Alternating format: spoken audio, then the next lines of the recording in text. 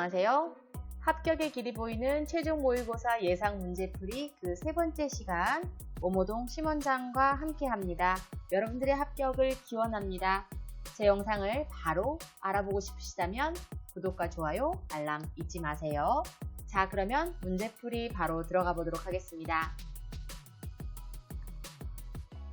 18번 대상자의 임종 후 돕기 방법으로 옳은 것은 1. 맨손으로 임종 대상자를 접촉한다. 2. 존중하는 태도로 일을 수행한다. 3. 모든 사후 처리 과정은 신속하고 정확하게 수행한다. 4. 대상자를 확인하고 대상자의 사생활을 공표한다. 5. 사후 강직이 시작된 후에 바른 자세를 취하여 준다. 자, 정답은요? 네, 정답은 2번입니다. 존중하는 태도로 일을 수행하는 게 가장 중요하겠죠? 임종 후 대상자를 돕는 거, 이미 대상자가 돌아가신 후에 돕는 방법을 이야기하는 거죠. 맨손으로 임종 대상자를 접촉한다. 가급적 손을 씻고 일회용 장갑을 착용하시는 게 더 바람직하다고 이야기할 수 있겠습니다. 모든 사후 처리 과정은 신속하고 정확하게 수행한다. 자칫 우리가 느끼기에 사실 신속하고 정확하게 수행한다는 좀 긍정적인 단어잖아요. 그래서 조금 헷갈리실 수가 있는데요. 신속하고 정확하게 수행하는 것도 물론 중요하겠지만은 지금 사후 처리 과정은 가급적 존중하는 마음에서 경건하게 수행하는 게 더 바람직한 정답이라고 이야기할 수 있겠습니다. 대상자를 확인하고 대상자의 사생활을 공표하는 거, 네, 바람직하지 않죠. 사후 강직이 시작된 후에 바른 자세를 취할까요? 아니겠죠. 사후 강직이 시작되기 전에 바른 자세를 취해 놓아야 대상자가 바르게 누워 계실 수가 있겠죠. 자, 여러분들이 혹시 이 임종 후 돕기 방법이 제대로 머릿속에 딱 들어가 있지 않다면요. 여러분들 표준교재 150쪽 전후로 해서 한번 살펴보시면은 네, 관련 내용이 있을 테니까 한 번 더 꼭 읽어보고 꼭 짚고 넘어가시기 바랍니다. 19번입니다.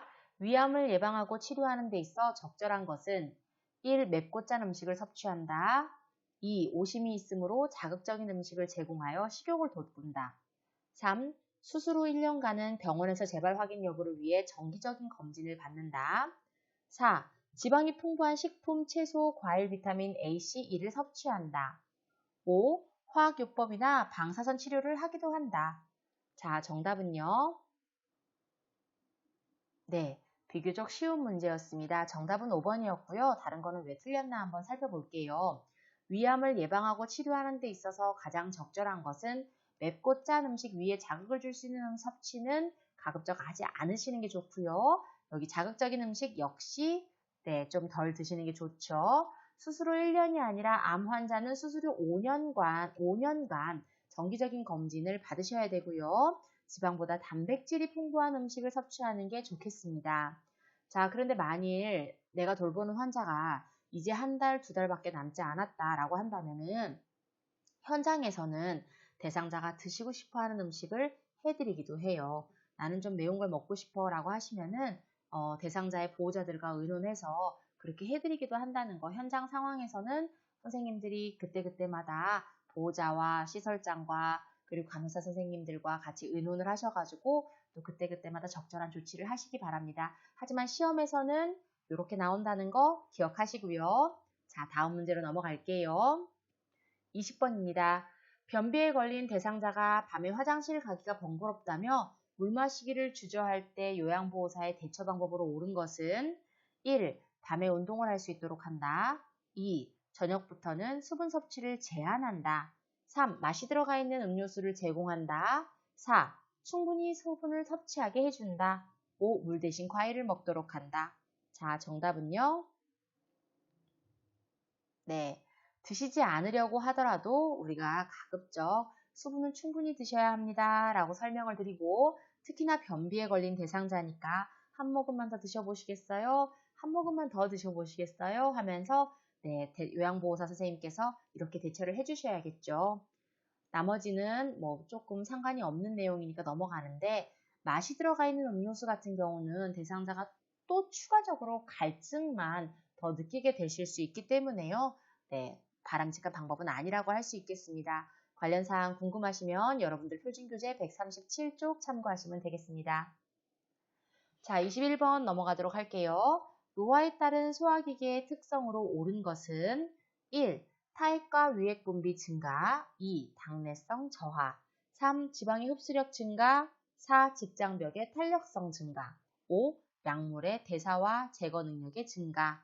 정답은요? 네, 정답은 2번 당내성 저하가 되겠습니다. 자, 볼게요.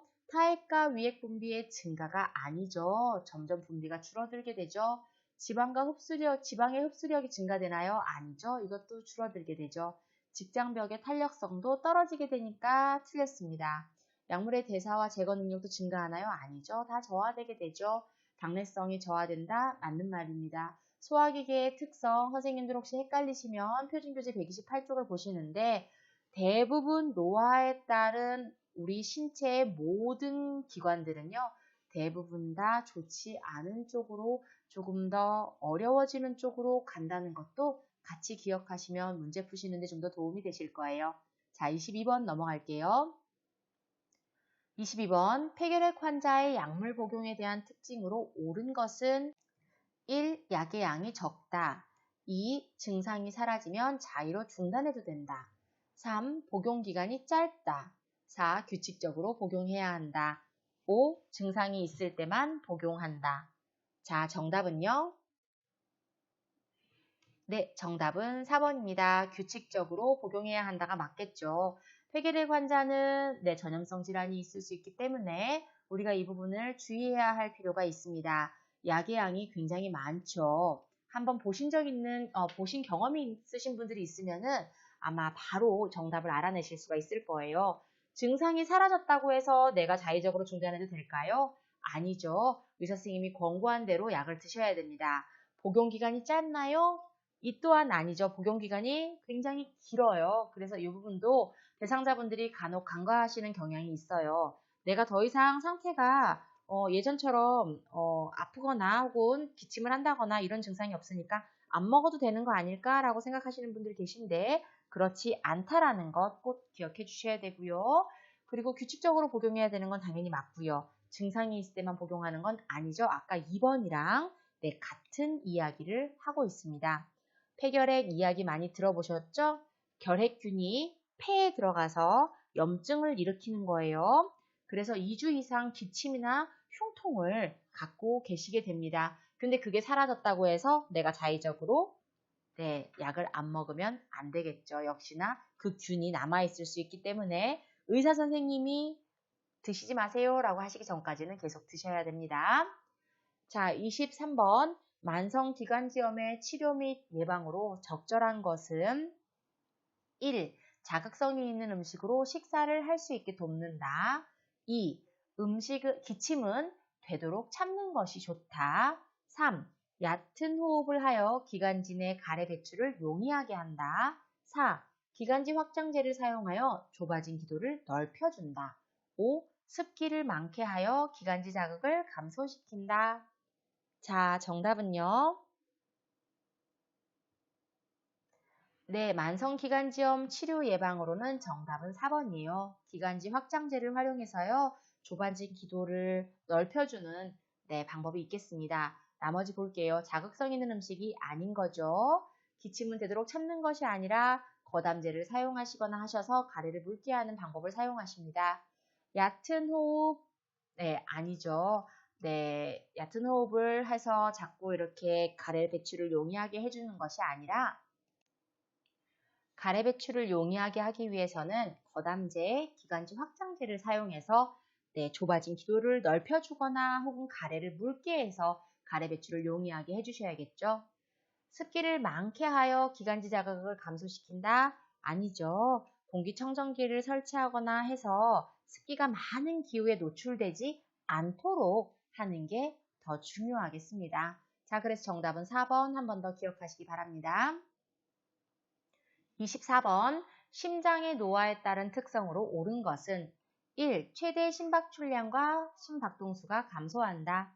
2. 근육량이 감소하여 근긴장도나 탄력성도 감소한다. 3. 근육량의 증가로 근긴장도나 탄력성도 증가한다. 4. 심장의 근육은 점점 얇아지면서 약해진다. 5. 심장은 나이가 들면서 위축된다. 정답은요? 네, 심장의 노화에 따른 특성으로 옳은 정답은 1번. 최대 심박출량과 심박동수가 감소한다가 정답입니다. 이 심장 같은 경우 이 심혈관계는요, 혈액, 심장, 혈관 이렇게 구성되어 있는데요. 이 혈액순환에 의해서 우리의 어떤 이 피를 통해서 심장이 피를 착 밖으로 내뿜었다가 다시 또 혈압을 유지하고 또 이 신체 간의 어떤 이 피를 통해서 물질들을 전달해 주면서 우리 몸을 유지하게 해주죠. 그런데 그 과정에서 나이가 들면요, 이 심장이 조금 두꺼워져요. 그래서 두꺼워지다 보니까 근육의 긴장도라든지 탄력성이 감소하게 되는 거죠. 그래서 이 부분을 여러분들이 기억하셔야 돼요. 자, 심박출량, 최대 심박출량과 심박동수는 감소하는 거는 정답이에요. 근육량이 감소하는 게 아니라요, 근육이 두꺼워져요. 근육량이 증가하게 돼요. 그래서 탄력성이 감소하게 됩니다. 탄력도가 떨어진다는 얘기죠. 근육량이 증가돼요. 이건 맞죠? 얘랑 똑같은 거 증가돼요. 근긴장도와 탄력성도 증가한다? 아니죠. 감소하게 됩니다. 심장의 근육은 점점 얇아지면서 아니죠. 근육이 점점 두꺼워진다 그랬어요. 그래서 탄력성이 떨어진다 그랬어요. 심장은 나이가 들면서 위축된다? 그렇지 않아요. 심장은요, 위축되지는 않습니다. 우리가 말초현관으로부터 심장으로부터의 혈액순환 감소되게 되고요. 그리고 여러분들이 꼭 기억하셔야 될 게 우리가 앉았다 일어났다 앉았다 일어날 때 어떻게 팽 돈다라는 느낌 드시잖아요. 심장이 노화에 따른 특성으로 기립성 저혈압, 일어나면서 순간 팽 도는 저혈압 증상을 보일 수 있다는 것도 같이 기억하시기 바랍니다. 자, 25번으로 넘어갈게요. 요양보호사들이 서로 정보와 경험을 공유하고 장기 요양기관이 요양보호사들에게 업무와 관련된 정보를 전달하거나 요양사들로부터 애로사항을 듣기 위해 개최하는 회의는 1. 사례회의, 2. 토론회, 3. 주간회의, 4. 워크숍, 5. 원래회의. 정답은요? 네, 교재 우리 441쪽 전후로 해서 보시면은 이 회의에 대한 내용이 이 주제로 해서 나와 있는데요. 정답은 5번 원래 회의입니다. 그런데 뭐 애로사항을 사례회의에서도 할 수도 있고 주간회의에서도 할 수 있고 토론회에서도 할 수 있고 워크숍에서도 할 수도 있겠죠. 그런데 25번의 정답은 정확하게 원래 회의라고 우리 교재에 나와 있으니까요. 교재에 나와 있는 대로 여러분들께서 암기하시는 게 좀 필요할 것 같아요. 자, 26번으로 넘어갈게요.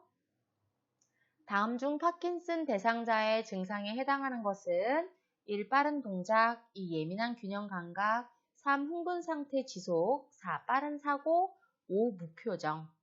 정답은요? 파킨슨 대상자 하면 여러분들이 딱 생각해야 될 거 정답은 5번 무표정이 되겠습니다.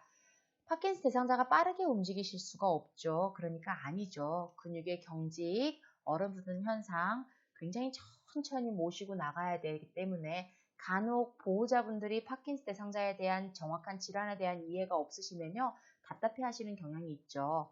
예민한 균형 감각 아니죠. 파킨슨 대상자의 위험한 부분은 낙상입니다. 자주 넘어지시기 때문에 균형 감각이 상실해 있죠. 예민한 균형 감각이랑은 거리가 멀겠죠. 흥분 상태 지속 그렇지 않습니다. 피로감, 수면장애, 변비, 감각적 불편함이 있기 때문에요. 좀 다운돼 있는 성향을 보이시죠. 빠른 사고 그렇지 않아요. 인지 능력이 감소가 오기 때문에 빠른 사고와 반대다라고 보시면 되겠죠. 정답은 5번 무표정. 간혹 우리 요양보호 선생님들 중에 실수하시는 부분이 있죠. 파킨슨 대상자를 모시면서 혹시 어르신이 나에게 화가 나 있는 거 아닌가 라고 생각하시는 부분들이 있습니다. 그렇지 않아요. 대상자의 이 질환의 특성상 무표정이 있다라는 거 선생님들 상처받지 않으셔도 된다라는 점 한 번 더 알려드립니다. 27번 대상포진 대상자를 돌보는 방법으로 옳은 것은 1. 대상포진 백신은 아직 개발이 안 되어 있다. 2. 진통제 복용을 하면 부작용이 나타날 수 있으므로 피한다. 3. 빨리 나으니까 걱정하지 않도록 안심시켜주도록 한다. 4. 휴식과 안정을 취할 수 있도록 해주어야 한다. 5. 수포를 터뜨리고 온찜질을 한다. 자, 정답은요? 네, 정답은 4번입니다. 휴식과 안정을 취할 수 있도록 해주어야 돼요. 대상자가 편안하게 휴식을 취하셔서 스스로의 면역 체계가 다시 돌아올 수 있도록 도와드려야 되겠죠. 자, 1번 같은 경우 아니죠. 지금 대상자들 대상포진 있으면 바로 병원 가서 처방 받으시죠. 진통제를 복용한 부작용이 나타날 수 있으므로 아니죠. 의사가 처방이 있다면 진통제 복용하셔야겠죠. 빨리 나으니까 걱정하지 않도록 빨리 낫지 않을 수도 있어요. 굉장히 오랜 시간이 걸릴 수도 있다는 거 기억하시고요. 우리가 수포를 터뜨리고 온찜질을 하나요? 우리가 임의적으로 수포를 터뜨리거나 그러지 않습니다. 그리고 온찜질이 아닌 냉찜질을 해드릴 수는 있겠죠. 여러분들 혹시 헷갈리시다면 여러분들 교재 168쪽 보시면서 이 대상포진은 그림도 같이 기억하시면 좋겠습니다. 대상포진이 생기면은 굉장히 뜨거운 피부 저림이라든지 뜨거운 자결감을 느낄 수가 있기 때문에요. 거기에 온찜질을 하는 거는 아니에요. 진통제랑 냉찜질을 한다는 거는 같이 한번 기억해 주시면 좋겠어요. 자, 그래서 여러분 오늘도 문제풀이 여기까지 해보도록 하겠습니다. 저랑 같이 열공하셨나요? 우리 다음 시간에도 화이팅하고 또 만나 뵙기로 해요. 여러분들의 합격을 기원하며 지금까지 모모동의 심원장이었습니다. 감사합니다.